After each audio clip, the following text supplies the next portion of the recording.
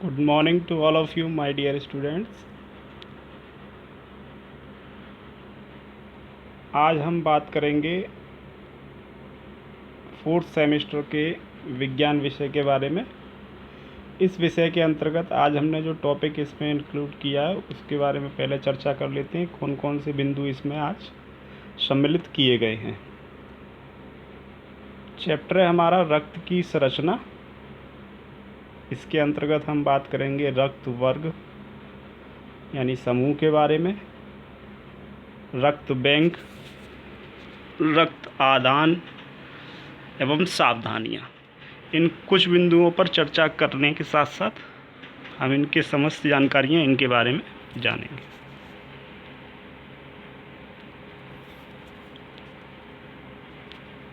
सबसे पहले बात करते हैं रक्त की संरचना की। तो रक्त जो है दो मुख्य भाग हैं रक्त के, उनके बारे में जानेंगे हम। कौन कौन से भाग हैं? सबसे पहला भाग है रक्त का रुधिर कणिकाएं। दूसरा भाग है रक्त में प्लाज्मा।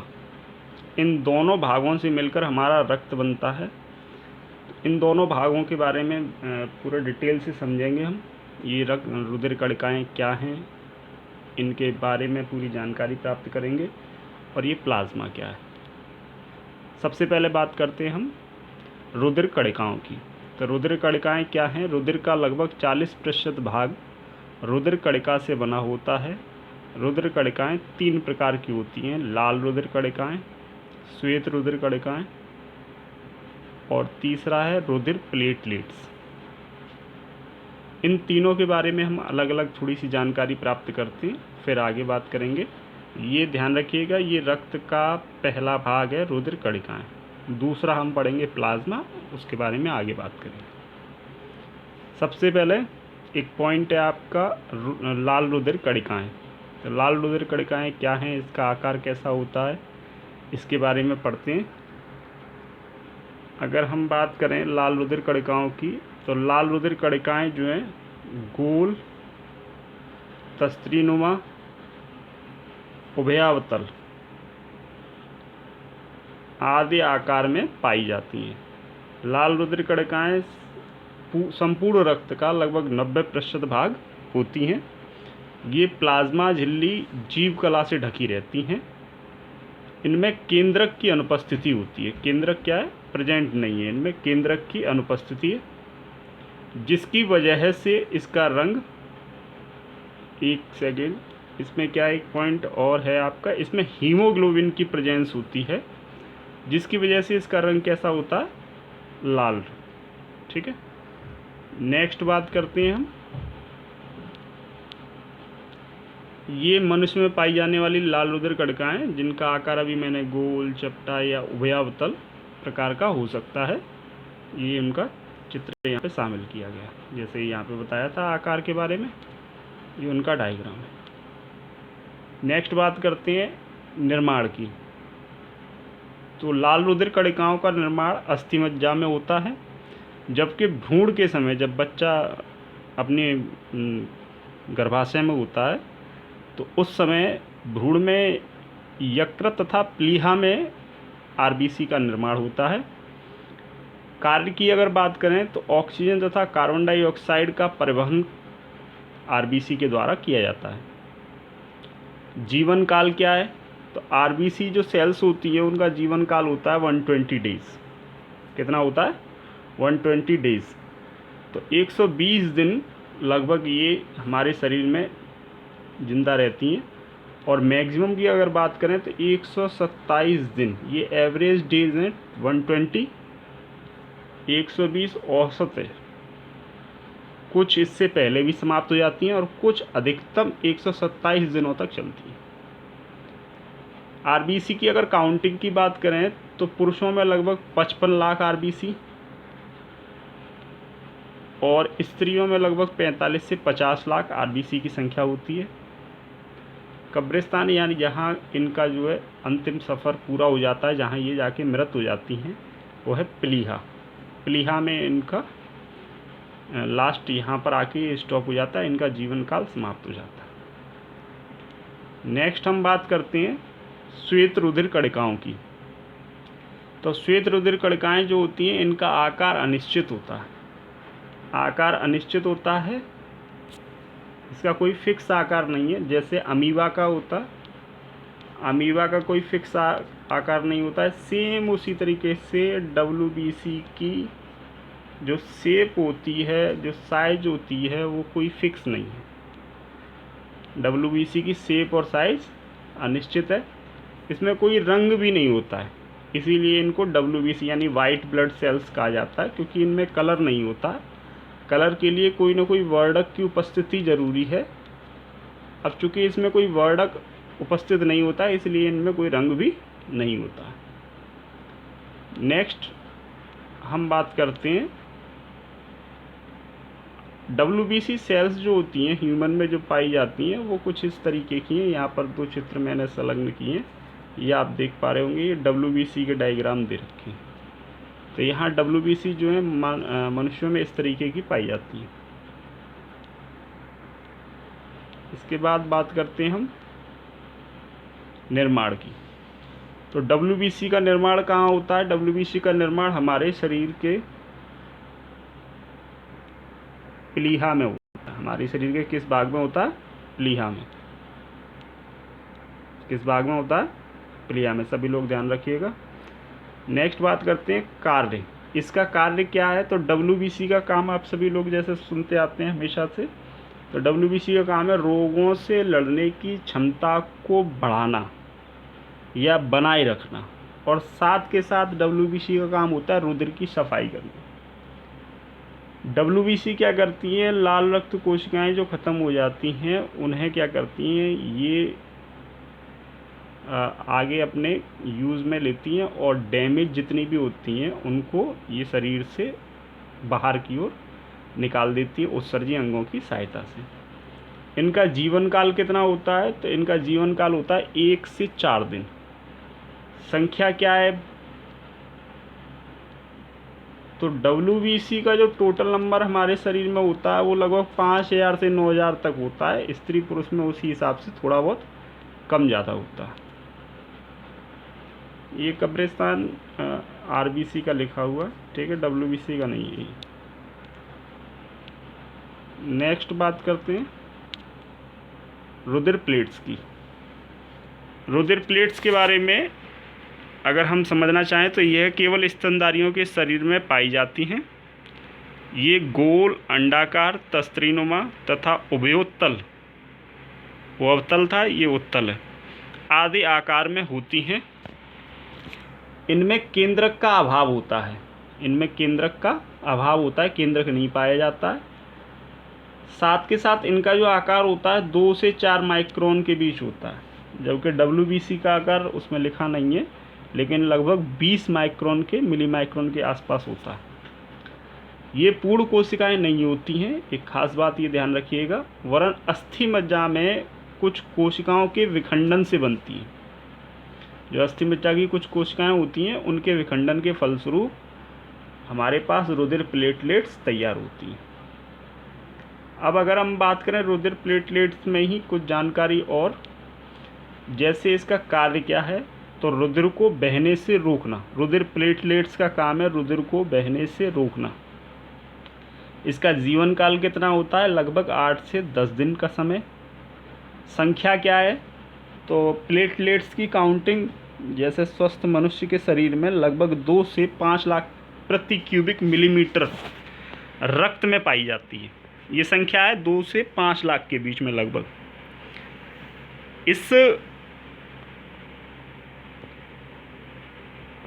इसके अंदर एक खास चीज़ है, जैसे यहाँ पे रुधिर प्लेट्स में अगर हम बात करें तो संगठन जो है जिन जिन चीज़ों से ये मिलकर बनी होती हैं, एक तो है थ्रोम्बोस्थिनिन, ये प्रोटीन है एक टाइप का, ये चीज़ इसके अंदर पाई जाती है जिससे रक्त का थक्का जमता है। दूसरा वसा है, और तीसरी मुख्य चीज़ होती है एंजाइम। ये प्रोटीन की मात्रा लगभग 50%, वसा लगभग 15% के आसपास, और एंजाइम बाकी शेष मात्रा जो होती है वो एंजाइम की होती है। जैसे फॉर एग्जांपल अगर हम समझना चाहें तो चोट या कभी घाव या कोई फटी हुई रुधिर वाहिनी कोशिका से जैसे ही रुधिर प्लेटलेट्स निकलकर हवा के संपर्क में आती हैं तो ये स्वयं टूटकर ब्रेक होकर रुधिर के जमने में सहायता करती हैं। इससे रुधिर वाहिनी के कटे हुए सिरे पर रुधिर स्राव क्या हो जाता है, रुक जाता है। रीजन क्या होता है, जब ये प्लेटलेट्स आपस में एक दूसरे के साथ में जॉइंट होकर एक छतरीनुमा आकृति या कह लो जालानुमा आकृति बनाती है, जो कि उस घाव के ऊपर के क्षेत्र को बाहर से हवा के संपर्क में आने से रोक लेता है। इस प्रकार से क्या होता है कि एक संरचना जो बनती है इसको हम बोलते हैं डॉट, और डॉट को ही हम थ्रोम्बस भी बोलते हैं। और थ्रोम्बस कभी कभी क्या होता है, उसका साइज़ धीरे धीरे जब वो बढ़ने लगता है, जिसको सामान्य भाषा में जो आप देखते भी होंगे, जैसे कहीं कोई चोट वगैरह लगी, खरोंच वगैरह लगी, तो उसके ऊपर स्किन जो होती है वो रफ़ हो जाती है, थोड़ी हार्ड हो जाती है, उसी को हम थ्रोम्बस बोलते हैं। थ्रोम्बस क्या करता है, रक्त स्राव को रोक देता है, और इस प्रक्रिया को, रक्त स्राव के रोकने की इस प्रक्रिया को हीमोस्टेसिस कहा जाता है। इस प्रक्रिया में जो रक्त के रुकने का जो समय होता है लगभग 6 से 8 मिनट का शुरुआती समय होता है। यदि किसी के शरीर में हीमोग्लोबिन की मात्रा कम या ज़्यादा हो जाती है तो उसके शरीर में ये समय जो है चेंज हो सकता है। नेक्स्ट हम बात करते हैं प्लाज्मा के बारे में। दोबारा से एक बार समझिएगा, रक्त के प्रमुख 2 भाग थे। पहला भाग है हमारा रुधिर कणिकाएँ और दूसरा भाग है हमारा प्लाज्मा।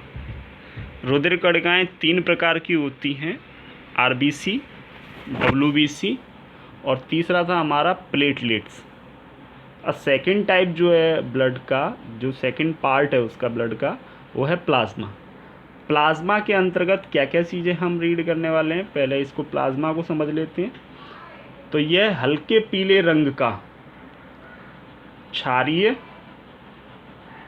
साफ, पारदर्शी, निर्जीव एवं आधारभूत तरल होता है। यह रुधिर का लगभग 55% होता है। प्लाज्मा में अगर बात करें प्लाज्मा के अंदर, प्लाज्मा में लगभग 90% जल होता है। शेष बचे हुए 9% के अंदर कार्बनिक एवं अकार्बनिक पदार्थ पाए जाते हैं। 1% में अन्य पदार्थ भी हैं। नेक्स्ट बात करते हैं हम प्लाज्मा के घटक की। तो ये प्लाज्मा के विभिन्न भाग हैं, ये सभी चीज़ें प्लाज्मा के अंतर्गत पाई जाती हैं। सबसे पहला पॉइंट है हमारा plasma protein. Next, plasma protein के अंतर्गत कौन कौन सी प्रोटीन है, तो अल्बुमिन्स, ग्लोबुलिन्स, ये प्रतिरक्षी प्रोटीन की तरह कार्य करता है। प्रोथ्रोम्बिन और फाइब्रिनोजन, ये सभी प्रोटीन जो हैं प्लाज्मा प्रोटीन के नाम से जाने जाते हैं और ये प्लाज्मा के अंतर्गत पाए जाते हैं। पचे हुए पोषक पदार्थों की अगर बात करें तो ग्लूकोज, वसीय अम्ल, ग्लिसरॉल, अमीनो अम्ल, विटामिन्स, फास्फोलिपिड्स और कोलेस्ट्रॉल, ये पचे हुए पोषक पदार्थों के तौर पर प्लाज्मा के घटक हैं। उत्सर्जी पदार्थों की अगर बात करें तो ammonia, urea, uric acid, creatine और क्रिएटिनिन, ये कुछ चीज़ें हैं जो उत्सर्जी पदार्थों के रूप में हमारे प्लाज्मा के अंतर्गत पाई जाती हैं। हार्मोन्स की अगर बात करें तो अंतःस्रावी ग्रंथियों से निकलने वाले सभी हार्मोन्स, जैसे आपके शरीर में तमाम तरीके के हार्मोन्स निकलते हैं, जैसे फॉर एग्ज़ाम्पल इंसुलिन हार्मोन्स है। आगे बात करते हैं घुली हुई गैसें। प्लाज्मा में प्रति 100 ml जल में 0.29 ml ऑक्सीजन, 0.5 ml नाइट्रोजन और 0.5 ml कार्बन डाइऑक्साइड गैस पाई जाती है। सुरक्षात्मक पदार्थों की अगर बात करें तो ग्लोब्यूलेंस प्रोटीन प्रतिरक्षी पदार्थ कहलाते हैं, जो कि जीवाणु, विषाणु तथा हानिकारक पदार्थों को नष्ट करते हैं। प्रतिजामन की अगर बात करें, एंटी कोगुलेंट, तो रक्त में हिपेरिन नामक, इसका नाम ध्यान रखिएगा, हेपेरिन नामक संयुक्त पॉलीसैकेराइड पाया जाता है जो कि रक्त को शरीर में अंदर, बाहर नहीं, शरीर के अंदर ही जमने से रोकता है। ऐसा ना हो कि शरीर में कोशिकाओं में बहते हुए रक्त जम जाए, उसको जमने से रोकता है ये हेपेरिन नामक संयुक्त पॉलीसैकेराइड। अब बात करते हैं रुधिर का थक्का जमना।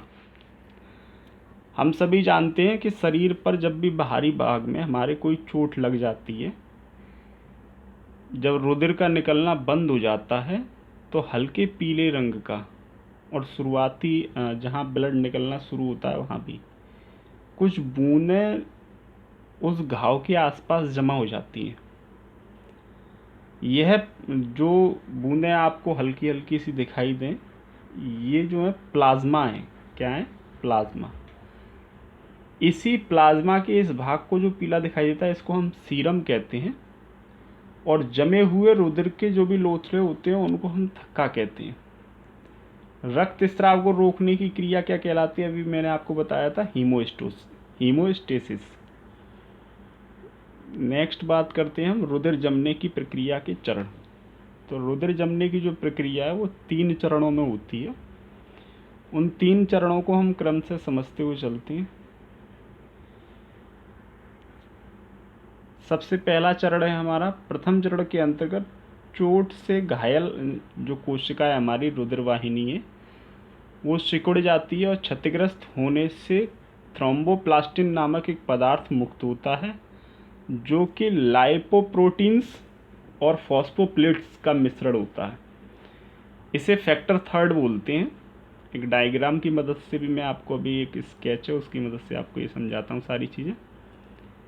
इससे क्या होता है, क्षतिग्रस्त रुधिर कोशिकाओं से निकली हुई प्लेटलेट्स विघटित होकर, जैसा भी मैंने आपको पहले भी बताया था कि जब किसी घाव से रुधिर प्लेटलेट्स बाहर निकल के आएंगी तो वो हवा के संपर्क में आने से आपस में एक दूसरे से चिपकने लगती है। और ऐसा चिपकने का रीजन जो होता है वो प्लाज्मा के अंतर्गत होता है। चूँकि वो चिपचिपा पदार्थ होता है तो हवा के संपर्क में आने से स्टिकी हो जाता है और ज़्यादा, तो उससे क्या होता है कि प्लेटलेट्स आपस में चिपकने लगती हैं और वो एक ऐसा जाल बनाती हैं जिससे कि अंदर की रक्त वाहिनियाँ जो हैं वो रक्त को बाहर न छोड़ दें।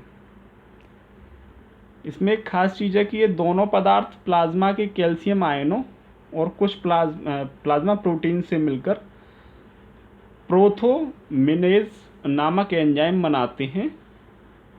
इस एंजाइम का जो नेक्स्ट स्टेप होगा उसमें प्रयोग किया जाएगा। सेकंड पार्ट में क्या होता है, जो एंजाइम हमने तैयार किया प्रोथोमिनेज, कैल्शियम आयन की उपस्थिति में प्लाज्मा में उपस्थित प्रतिजामन, अभी जो मैंने आपको पीछे बताया था इसमें एक स्लाइड में कि एक एंजाइम है हमारा यहाँ पे हेपेरिन, ये क्या प्रतिजामन एक हेपेरिन नाम से। ये क्या करता है, उपस्थित प्रतिजामन हेपेरिन को निष्क्रिय कर देता है। Ca++ जो कैल्शियम आयन है ये हेपेरिन को निष्क्रिय कर देगा और प्रोथ्रोम्बिन नामक एक निष्क्रिय प्रोटीन को सक्रिय कर देता है, जिससे सक्रिय होने के बाद पेप्टाइड श्रृंखलाओं में तोड़ देता है छोटी छोटी। थर्ड और लास्ट स्टेप जो होता है, अब थ्रोम्बिन एक एंजाइम की भांति काम करके प्लाज्मा की घुलनशील फाइब्रिनोजन प्रोटीन को पहले इसके मोनोमर्स यानी सिंगल चेन ब्रेक करना और फिर उसमें ब्रेक करता है। फिर इसके बाद उन मोनोमर्स के पॉलीमराइजेशन से फाइब्रिन नामक एक प्रोटीन तैयार करता है, जो प्रोटीन क्या होता है, एक जाल के रूप में उसके ऊपर चोट के ऊपर जमा हो जाता है। अब प्रोसेस 2 हुई है। पहले क्या हुआ, उनको छोटे छोटे भागों में ब्रेक किया और दूसरी प्रोसेस में उन छोटे छोटे भागों को आपस में कनेक्टेड कर दिया। इससे क्या हुआ, वो एक ऐसा संगठित जाला बन गया है जिसमें से अब कोई भी चीज़ अंदर से बाहर और बाहर से अंदर नहीं जा सकती है। अनेक रुद्राणु इस जाल में फंस जाते हैं। जो रुधिर कोशिकाएं होती हैं उनसे निकलने वाले RBC WBC इसी जाल में ऊपर फंस जाते हैं और उन कोशिकाओं के जाले के बीच में जो हल्के फुल्के छिद्र होते हैं उनको भी बंद कर देते हैं। इस प्रकार 2 से लगभग 8 मिनट के अंतराल में रुधिर का थक्का जम जाता है और इससे रुधिर वाहिनियों को अधिक नुकसान भी नहीं होता और उससे ब्लड भी बाहर नहीं आता। ठीक, ये थर्ड स्टेप था। इस पूरी प्रक्रिया को आप एक डायग्राम की मदद से इसमें समझ सकते हैं। इस डायग्राम में पूरी प्रोसेस को समझाया गया है। एक बार इसे देख लेते हैं। अगर हम बात करें यहाँ से, तो सबसे पहले हमारे पास टिश्यू और ब्लड प्लेट्स हैं। इसको हमें क्या करना है, टिश्यू जब हमारे रिलीज़ होंगे तो थ्रोम्बोप्लास्टिन नामक थर्ड फैक्टर जो हमारा, इसको कंपाउंड को नाम दिया गया है थर्ड फैक्टर। और इधर हमारे प्लेटलेट्स के जो फैक्टर थर्ड होंगे, ये कैल्शियम आयन की उपस्थिति में और प्रोटीन्स के प्रेजेंस में प्रोथ्रोम्बिनेज नामक एक कंपाउंड बनाएंगे जो कि इनएक्टिव हाइपरिन हार्मोन को इनएक्टिव करेगा। और कैटालाइसिस की प्रेजेंस में ये प्रोथ्रोम्बिन जो ब्लड प्लाज्मा होगा, ये कन्वर्ट होकर ये थ्रोम्बिन और पेप्टाइड्स बनाएगा। और ये थ्रोम्बिन जो है, ये फिब्रोनोजिन ऑफ प्लाज्मा के लिए कन्वर्ट होकर मोनोमर्स में ब्रेक होंगे और फिर वापस से पॉलीमराइजेशन की प्रोसेस से फिब्रिन पॉलीमर्स बन जाएंगे। और ये क्या होगा, एक जैसे घाव है मान लो कोई, उस पर ये जाले टाइप के बन गए। और जो जाला ये तैयार होगा फिब्रिन पॉलीमर्स का, ये इतना ज़्यादा संगठित हो जाएगा जिससे कि उसमें से कोई भी चीज़ अंदर बाहर नहीं हो सकेगी। इसके बाद नेक्स्ट पॉइंट हम डिस्कस करते हैं, रुधिर के कार्य। विविध पदार्थों के परिवहन में, रोग से बचाव में, शरीर की सफाई में, तापमान नियंत्रण में, किसी भी चोट का उपचार करने में, थक्का जमाने में, शरीर के विभिन्न अंगों में आवश्यक पदार्थों की पूर्ति करने में, ये सभी हमारे रुधिर के द्वारा ये सभी कार्य किए जाते हैं। इसके बाद नेक्स्ट जो हम बात करते हैं वो है हमारा रुधिर वर्ग का निर्धारण। तो रुधिर वर्ग का निर्धारण जो होता है वो किस प्रकार से होता है, इसको समझते हैं। इसको समझने के लिए इसमें 2 चीज़ें हैं हमारे पास। एक तो हमारे पास एंटीजन और दूसरा है एंटीबॉडी। इन चीज़ों को हमें समझना है और उसके बाद हमारा रुधिर वर्ग का निर्धारण होगा। उसके लिए मैं आपको टेबल की सहायता से भी ये चीज़ें समझाने का प्रयास करता हूँ। सबसे पहले क्या चीज़ है इसमें, यदि किसी पॉइंट बाय पॉइंट क्लियर करते चल रहे हैं, यदि किसी भी सीरम में रुधिर नहीं जमता है, किसी भी सीरम में, है ना तो ए में ना बी में, तो उस व्यक्ति का रुधिर ओ वर्ग का है। यदि दोनों ही सीरम में, यानी ए एंटीबॉडी बी, दोनों ही सीरम में रक्त जम रहा है, तो उस व्यक्ति का रुधिर वर्ग ए बी है। और यदि केवल ए में सीरम जमता है तो रुधिर वर्ग ए, और यदि केवल एंटीबॉडी बी में सीरम जमता है तो रुधिर वर्ग बी। ये तो हुआ रुधिर वर्ग का निर्धारण। अगर हम इस प्रक्रिया को समझें और ध्यान से, तो ये मैंने छोटा सा एक टेबल, जैसे नीचे 2 टेबल बनी हुई हैं, पहले नीचे वाली टेबल को अगर आप समझें तो ये वही चीज़ लिखी हुई है। ए रुधिर वर्ग जिस व्यक्ति का होगा उसका ए टाइप का एंटीबॉडी सीरम जम जाएगा, बी टाइप का नहीं जमेगा उसका। ठीक है, ये यहाँ पे आप देख रहे होंगे ए टाइप का जमता है, बी टाइप का नहीं जमता उसका। अगर बी वाले की बात करें तो इसमें बी टाइप का एंटीबॉडी जमेगा। ए बी की बात करेंगे तो इसके दोनों जमेंगे, ए भी जमेगा और बी भी जमेगा। ओ ब्लड ग्रुप जिस व्यक्ति का होगा उसका ना तो ए टाइप का एंटीबॉडी जम सकता है और ना बी टाइप का। अब बात करते हैं इसके रुधिर वर्ग में एंटीजन और एंटीबॉडी प्रेजेंट किस ब्लड ग्रुप में कौन से होते हैं। तो ध्यान रखिएगा, जो एंटीजन लिखा होगा वही उसका ब्लड ग्रुप होगा। जिस ब्लड ग्रुप में जैसे एंटीजन पाए जाएंगे वही उसका ब्लड ग्रुप होगा। इस बात को ध्यान रखिएगा। जैसे यहाँ पर बात करते हैं हम ब्लड ग्रुप ए की, ब्लड ग्रुप ए की, तो ब्लड ग्रुप ए का ये पहली टेबल रुधिरवर्ग को बता रही है, दूसरा जो कॉलम प्रतिजन यानी एंटीजन को, तीसरा एंटीबॉडी को, तो ध्यान रखिएगा। तो अगर आप बात करें ब्लड ग्रुप ए की, तो इसका एंटीजन ए है और एंटीबॉडी बी है। बी ब्लड ग्रुप में B antigen, A B blood group में ए और बी एंटीजन दोनों, ओ में कोई संभव नहीं। ग्रुप से ध्यान रखिएगा। और यहाँ सेम इसके उल्टे होंगे। नेक्स्ट पॉइंट हम बात करते हैं रुधिर वर्ग की। ये रुधिर वर्ग का निर्धारण हो गया, कैसे किया जाता है, बात आती है रुधिर वर्ग की। तो रुधिर वर्ग की खोज कर जो की थी वो कार्ल लैंडस्टीनर ने की थी। इसके बारे में जो भी चीज़ें अभी पीछे मैंने बताई, सेम वही चीज़ें एंटीजन और एंटीबॉडी के अकॉर्डिंग ये डिसाइड होता है। तो उसी के आधार पर वही टेबल है यहाँ पर। एक बार आप फिर से देख लें। अगर आप बात कर रहे हैं ए ब्लड ग्रुप की, तो उसमें ए एंटीजन पाया जाएगा लेकिन एंटीबॉडी बी होगा। अगर बात कर रहे हैं आप ब्लड ग्रुप बी की, तो उसमें बी एंटीजन पाया जाएगा लेकिन ब्लड ग्रुप ए होगा। अगर आप ए बी ब्लड ग्रुप की बात करेंगे, तो उसमें ए और बी दोनों टाइप के एंटीजन होंगे लेकिन एंटीबॉडी कोई भी नहीं होगा। और अगर आप बात करेंगे ओ टाइप के ब्लड ग्रुप की, तो उसमें कोई एंटीजन नहीं होगा लेकिन ब्लड ग्रुप में एंटीबॉडी ए और बी दोनों होंगी। नेक्स्ट हम बात करते हैं रुधिर बैंक यानी ब्लड बैंक की।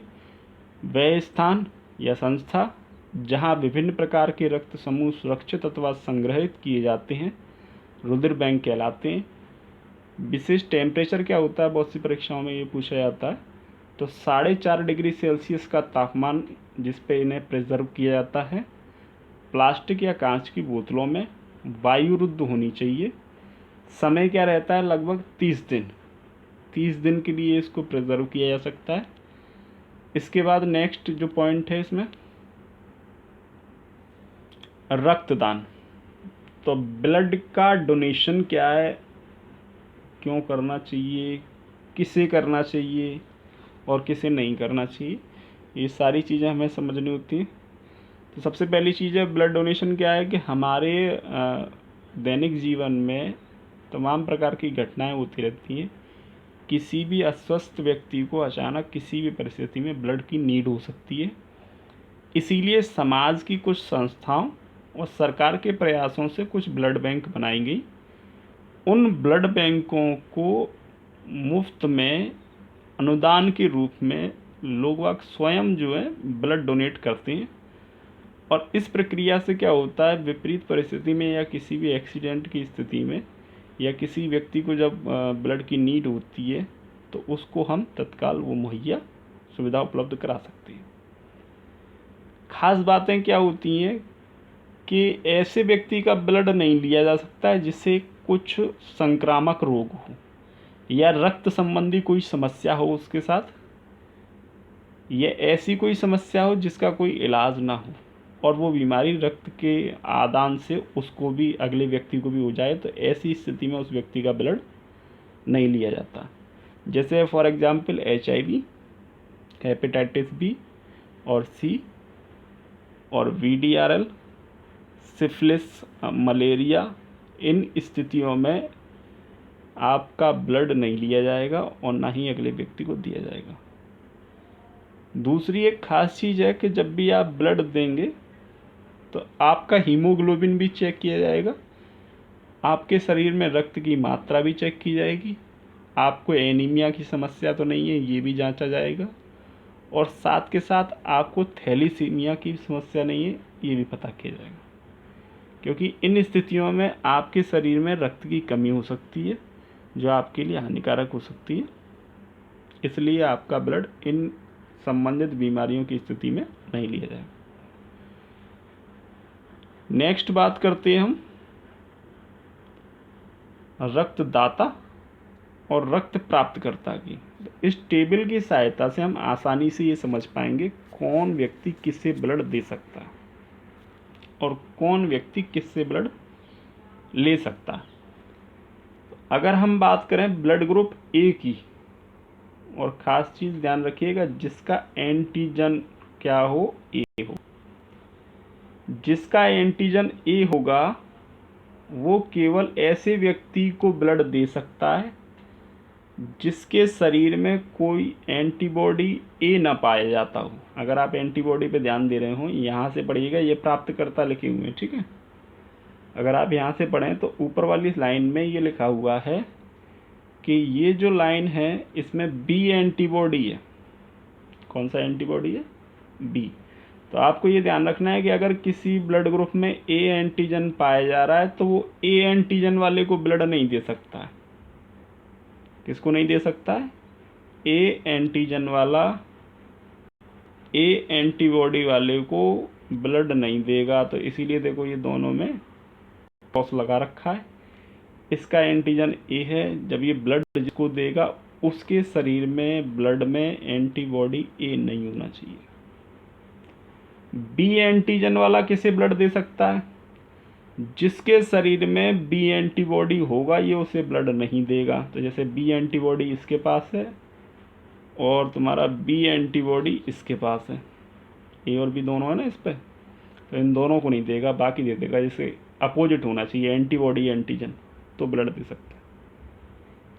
ए बी एंटीजन इसके पास दोनों है, तो देखो यहाँ एंटीबॉडी बी था, इसे भी नहीं देगा। यहाँ ए है, इसे भी नहीं देगा। यहाँ ए और बी एंटीबॉडी दोनों है, तो इसे भी नहीं दे सकता। इसका मतलब केवल इसे ए बी वाला केवल ए बी वाले को ही दे सकता है। नेक्स्ट अगर आप समझ रहे हो ओ एंड ग्रुप की बात करें तो इसमें कोई भी एंटीजन नहीं होता है, ठीक है। इसमें कोई एंटीजन नहीं है, इसका मतलब ये जब एंटीजन नहीं है इसके अंदर तो ये किसी भी एंटीबॉडी वाले को दे रहा है, इसीलिए इसका सभी को। अगर इस टेबल को हम हॉरिजॉन्टल और वर्टिकल दोनों टाइप से अगर समझें तो इसमें दो लाइनें निकल के आई हमारे पास, एक ये और एक ये। ओ के सामने के सभी, यानी ओ जो रुधिर वर्ग होगा रक्तदाता वाली लाइन में देख रहे हैं, तो वो क्या हो गया? सर्वदाता हो गया। क्या हो गया? सर्वदाता। ओ क्या हो गया? सर्वदाता। क्यों हो गया? क्योंकि ये सभी को रक्त समूह अपना दे सकता है। और ए बी क्या हो गया? सर्वग्राही। ए बी क्या हो गया? सर्वग्राही, क्योंकि वो सभी से रक्त ले सकता है। ये देख रहे होंगे आप, ये ए बी है और ये ओ है, तो ये तो हो गया आपका सर्वदाता और सर्वग्राही। नेक्स्ट बात करते हैं हम आर एच कारक की। आर एच कारक क्या है? कार्ल लैंगस्टीनर और वीनर ने, दो साइंटिस्टों ने रहीसस नामक जो बंदर की प्रजाति है उसके ऊपर ये एक रिसर्च की थी। उस रिसर्च में उन्होंने आर एच फैक्टर पाए ब्लड के अंदर। ये ब्लड के अंदर एक नया पॉइंट इसमें जोड़ा गया था, आर एच फैक्टर। और इस आर एच फैक्टर के कारण लाल रुधिर कणिकाओं पर आर एच प्रतिजन पाया जाता है, जो कि पॉजिटिव और नेगेटिव दोनों टाइपों के थे। अब इसमें दो चीज़ें निकल के आई, पॉजिटिव और नेगेटिव, इसलिए आर एच फैक्टर के आधार पे, जो आर एच फैक्टर था उसके बेस पर अगर हम ब्लड ग्रुप्स की बात करें तो ब्लड ग्रुप के जो है पॉजिटिव और नेगेटिव करते हुए टोटल फिर 8 टाइप हो गए। टोटल कितने प्रकार हो गए? 8 प्रकार हो गए रुधिर के। तो इन 8 प्रकारों के बारे में अगर हम समझें तो आर एच प्लस और आर एच माइनस,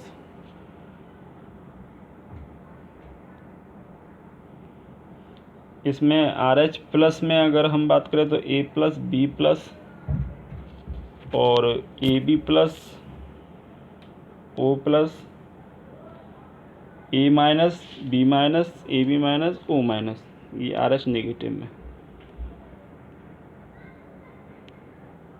इसमें एक लाइन लिखी हुई है यहाँ पे, ओ नेगेटिव सर्वदाता और ए बी पॉजिटिव सर्वग्राही। तो ध्यान रखिएगा, अगर बात करें पॉजिटिव और नेगेटिव साइन के साथ फैक्टर में, वैसे सामान्य तौर पे ए बी जो है वो सर्वग्राही है, लेकिन ए बी में भी अगर हम पॉजिटिव नेगेटिव के बेस पर अगर डिसाइड करें तो ए बी पॉजिटिव सर्वग्राही है और ओ नेगेटिव सर्वदाता है। इसीलिए ओ पॉजिटिव वाला ब्लड ग्रुप जो होता है वो ज़्यादातर लोगों का डोनेट नहीं कर सकते हैं उसे ज़्यादातर लोगों को, लेकिन सामान्य तौर पे ये माना जाता है कि ओ जो ब्लड ग्रुप है वो सर्वदाता है और AB जो ब्लड ग्रुप है वो सर्वग्राही है। ठीक है, ये हो गई हमारी आज की बात रक्त समूह के बारे में। रक्त के संपूर्ण टॉपिक हमने कंप्लीट किया। बाकी जो भी आपकी कोई क्वेरी हो तो आप सभी लोगों से ज़्यादा वीडियो देखा करें और अपना टाइम जो भी आप इसमें यूज़ कर रहे हैं ऑनलाइन स्टडी में, तो उसमें आप समय निकाल कर साथ के साथ ये भी कोशिश किया करें कि आपकी जो भी समस्या हुआ करे आप उससे कमेंट किया करें किसी भी माध्यम से। जिसके पास मेरा कॉन्टैक्ट नंबर है वो डायरेक्ट मुझे व्हाट्सअप कर सकता है या मेल करना हो उसको। कोई भी समस्या है आप अपनी डायरेक्ट मैसेज टेक्स्ट करिए या पेपर राइट करिए, उस पर लिख कर उसका फ़ोटो क्लिक करके सेंड करिए, आप मुझे भेज दीजिए। एज इट जैसे ही वो मुझे समस्या आपकी प्राप्त होगी मैं उसका यथासंभव जो भी उचित उत्तर होगा वो मैं आपको उपलब्ध करा दूँगा।